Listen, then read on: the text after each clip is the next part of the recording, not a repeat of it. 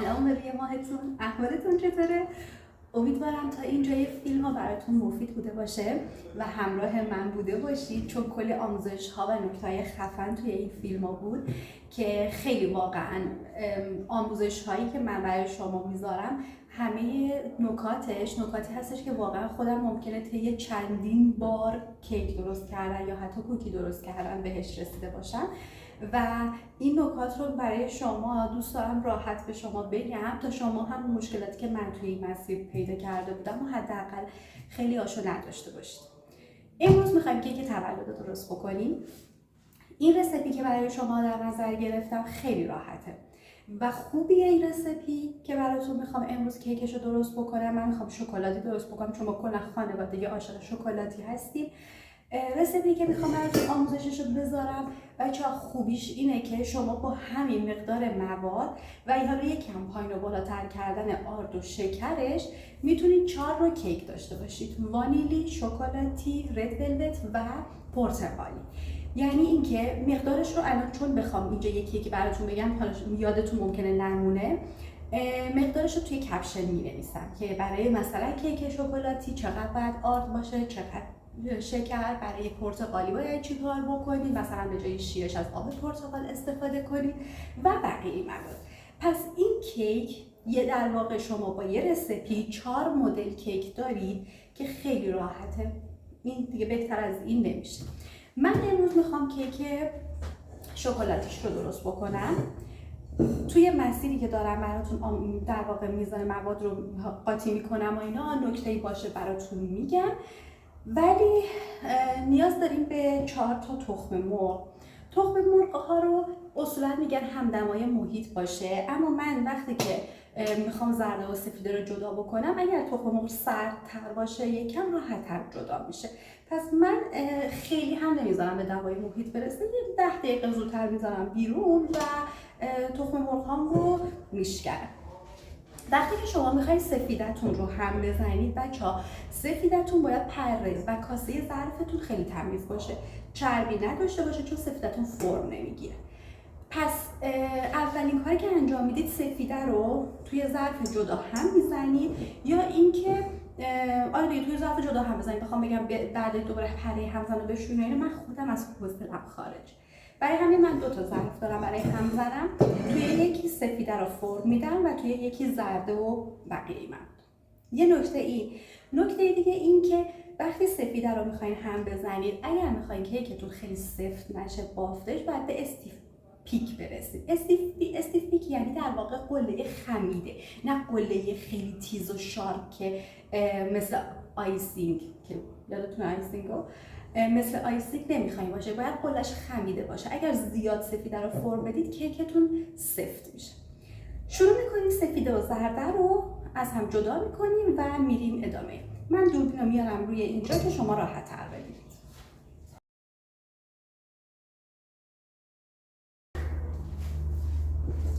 خب شروع میکنیم. اول سفیده هامون رو داخل ظرف میریزیم.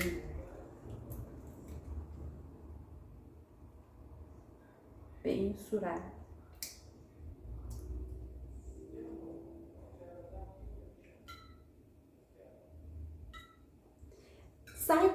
سعی که نه، حتما نذارید که هیچ زرده‌ای وارد سفیده بشه، به خاطر اینکه زرده بافت چربی داره و وقتی که شما سفیدتون چرب باشه باعث میشه که خوب فرم نگیره و کیکتون حالا اون مدلش کیک شیفونی که مد نظرتون هست رو به دست نیارید.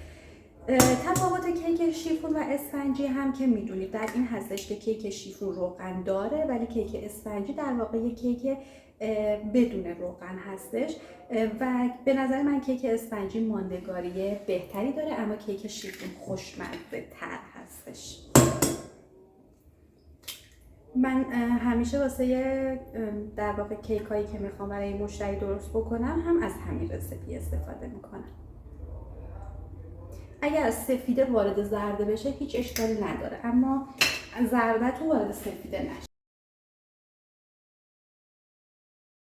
برای جلوگیری از کریستالیزه شدن سفیده میایم بهش 1/2 قاشق چایخوری پودر تارتار، بهش میگن کرم تارتار، اسمش کرم تارتاره اما پودر در واقع میزنید. این اجباری نیست، اگر نداشتید اشکالی نداره، اما قطعا به خاطر اگر کار آیسینگ رو شروع کرده باشید، کار این پخت کوکی و آیسینگ، حتما تارتار رو دارید.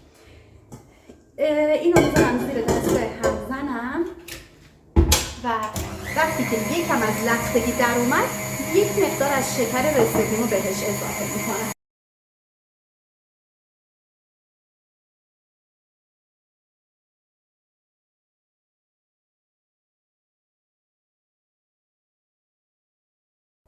خب ببینید بچه ها، قله خمیده در واقع اینجوری، یعنی نمیخوایم اون شارپی و مثلا همون آیسینگی که برش به اونم میگیم استیفیک رو نمیخوایم داشته باشه. زردن رو زیر همزن میذارم. نکته‌ای که خیلی توی هم زدن زرد مهمه و توی بو و عطر کیکتون تاثیرگذار هستش اینه که در حین کار 2 بار با لیستک حتما دورگیری بکنید، به خاطر اینکه اگر زرده ها به دیوار یک کیک پاشیده باشن اینو بعدن تو کیکتون بوی زهر میگیرن. ما بقیه شکر رسیپی رو بهش اضافه میکنیم. وانیل هم میزنیم. من وانیلایی که اینجا هستن همه نوع وانیلی هستن، وانیل در واقع اسانسش هم این حالت شکری های وانیل. من از این در واقع برند استفاده میکنم و خوبه، عطر بوشو باهاش اوکی هستم.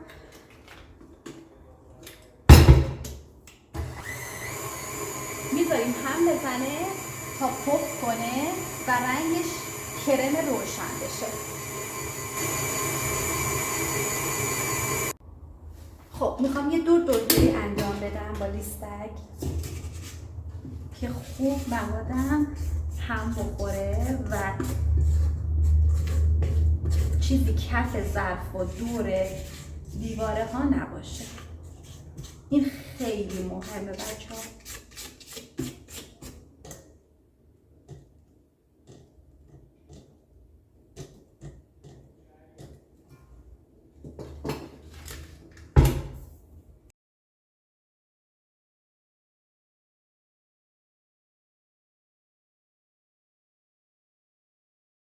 خب من دورگیری دومم انجام دادم و ببینید رنگ سفیدم به همین روشنی باید بشه و کشدار باشه.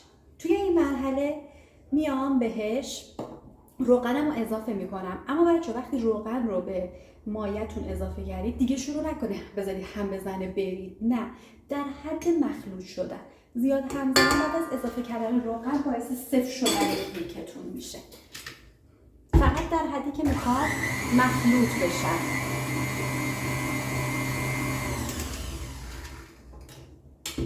کافی. حالا توی این مرحله میایم بهش آردمون رو که من آردم رو با پودر کاکائو و وانیل رسیپی مخلوط کردم، یعنی مواد خشکم رو مخلوط کردم.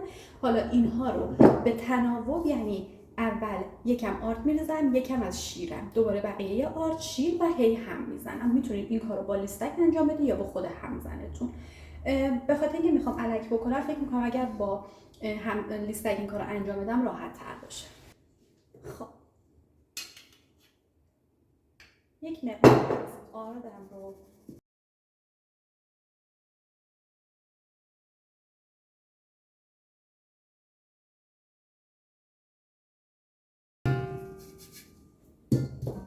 یک مقدار از رسیپی ببخشید از شیر میریزم روی موادم. یکم این قسمت چون هنوز سفیده رو نریختیم بافت مواد کیکمون یکم سفته، نگران نباشید، به خاطر اینکه ما هنوز سفیده رو بهش اضافه نکردیم.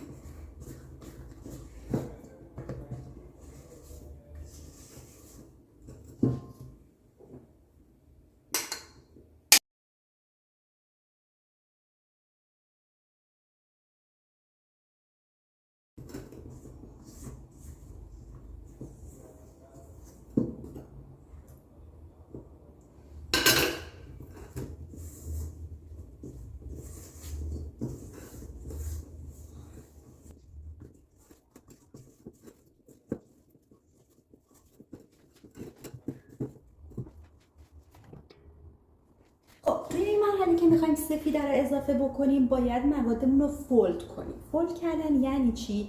یعنی شما این همه زحمت کشیدید سفیده هاتون رو فولد دادید. اگر اینجوری بخواید هم بزنید تمام این پفی که به سفیده دادید از بین میره. پس وقتی سفیده رو وارد موادتون میکنید باید آروم فولد کنید، یعنی از زیر بیارید رو، اینجوری همه رو تا جایی که خوب مواد مخلوط بشه و این پف سفیدتون که برش وقت گذاشت انجام دادید نخوابه. اینجوری کیکتون هم خوش‌باف‌تر و پوز و پوک‌تر میشه.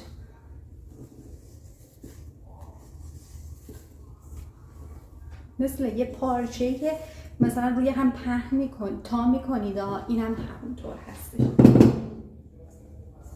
همه رو میریزیم، آروم آروم میریزیم و فولدشون میکنیم.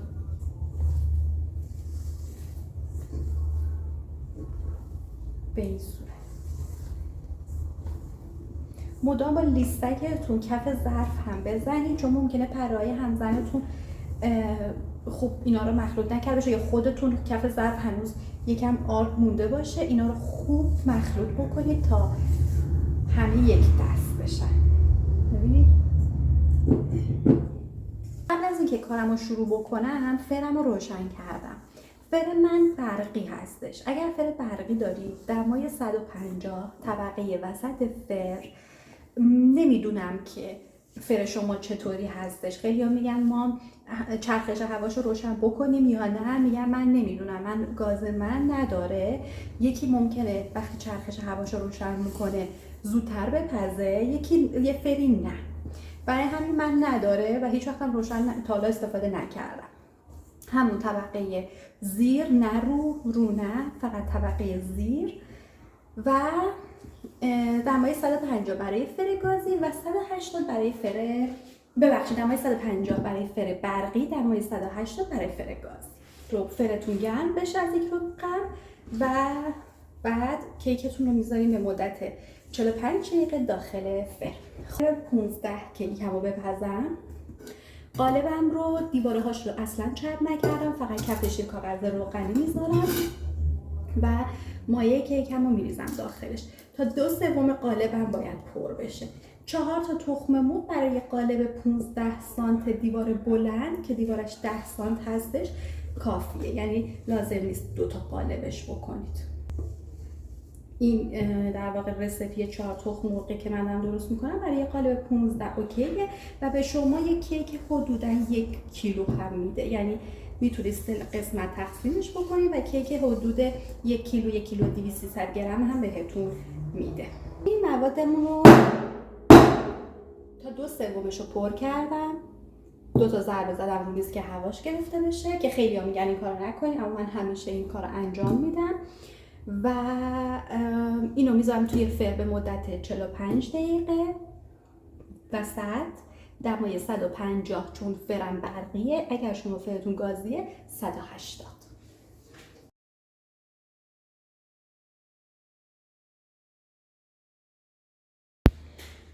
خب کیکمون پخت و من یکم گذاشتم خنک بشه، خیلی زیاد نه، در حد اینکه از داغی بیفته که بتونم ظرف و دستم بگیرم.